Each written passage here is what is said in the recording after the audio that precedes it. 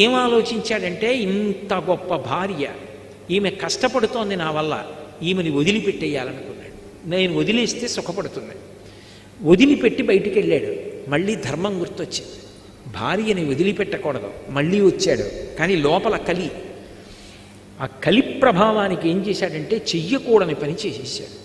అంత పెద్ద అరణ్యంలో భార్య చీర కొంగు చింపేసి ఒంటికి కట్టుకొని వదిలిపెట్టి వెళ్ళిపోయాడు. పాపం దమయంతి ఉండిపోయింది.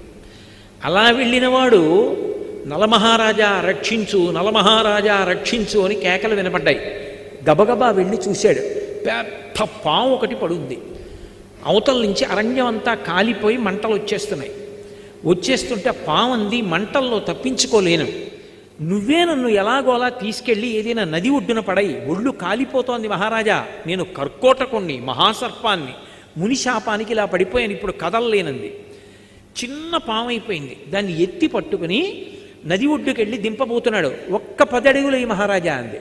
10వ అడుగు వేశాడు, ఠక్కున కరిచింది. అది కర్కోటక విషం. ఆ విషం వల్ల వెంటనే కాళ్ళు చేతులు కురసైపోయి పొట్టివాడైపోయి భయంకరమైన ఆకారాన్ని పొందేశాడు. కర్కోటకుడి వంక తిరిగి అన్నాడు, ఉపకారం చేసిన వాడికి నువ్వు చేసే ఉపకారం ఇదా అన్నాడు.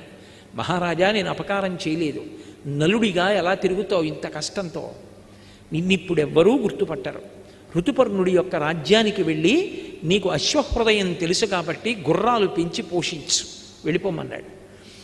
కానీ ఒక వరం ఇస్తున్నాను, ఎప్పుడైనా నువ్వు తలుచుకుంటే దివ్య వస్త్రం వస్తుంది, అది కప్పుకుంటే నీలో ఉన్నటువంటి నా విషం తొలగిపోతుంది, నీకు యథారూపం వచ్చేస్తుంది, రాజ్యం కూడా పొందుతావు, బయలుదేరమన్నాడు. బాహుకుడు అని పేరు పెట్టుకుని నల్లగా పుట్టివాడై ఋతుపర్ణుడి యొక్క రాజ్యానికి వెళ్ళిపోయాడు. పాపం దమయంతి నిద్ర లేచింది, భర్త లేడు, ఒక్కత్తి కీకారుణ్యం, కాకులు కూడా దూరని అరణ్యం తిరుగుతోంది. ఇంతలో ఎట్నుంచో ఒక పెద్ద కొండచిలవ వచ్చి పట్టుకుంది ఆవిడ. ఇక కొండచిలవ ఆవిడ్ని గ్రసించబోతుండగా ఓ కిరాతుడు వచ్చి కొండచిలవని సంహరించి ఈవిడ్ని కాపాడాడు. స్నానం చేసి వచ్చి సేద తీరింది. ఆవిడికి పళ్ళు తేనె ఇచ్చాడు, తింది. అంతలో అతని యందు పుట్టకూడని కోరిక పుట్టింది. ఆమెని భార్యగా స్వీకరిస్తానని ఆమె యొక్క పొందు కోరాడు. వెంటనే ఆమె, నేను మహాపతివ్రతనైతే వీడు నిలువున దగ్ధమగుగాక అంది. ఆ కిరాతుడు మరణించాడు. ఆ తల్లి వెతుక్కుంటూ వెడుతుంటే వర్తక బృందం కనపడింది.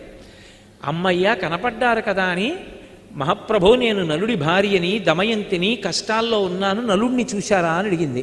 ఈ అరణ్యంలో పులులు చూసాం, సింహాలు చూసాం, నలుడిని చూడలేదమ్మా, ఇక్కడ ఒక్కదానివి ఆడదాని ఉండకూడదు, మాతో వచ్చేసే, మేము చేది రాజ్యానికి వెడుతున్నాము అన్నారు. అక్కడ సుబాహుపురం అని ఉంది, అక్కడికి ఎడతామన్నారు. సరేనంది. వెడుతుంటే ఏనుగుల గుంపు వచ్చి అందరినీ చంపేసింది, వర్తకుల్ని. ఆవిడంది, విధి అంటే ఇంత విచిత్రంగా ఉంటుంది, చచ్చిపోవాలనుకున్న నన్ను ఏనుగులు వదిలేశాయి, నా అంత నేను చచ్చిపోకూడదు, ఆత్మహత్య దోషం, ఏనుగు చంపేస్తే గొడవ వదిలిపోను, నా జోలికి రాలేదు, బతుకుదాం అనుకున్న వాళ్ళని చంపేశాయి. ఎవరో ఒకరిద్దరు బ్రాహ్మణులు మిగిలేరు, వాళ్ళతో కలిసి సుబాహుపురం వెళ్ళింది.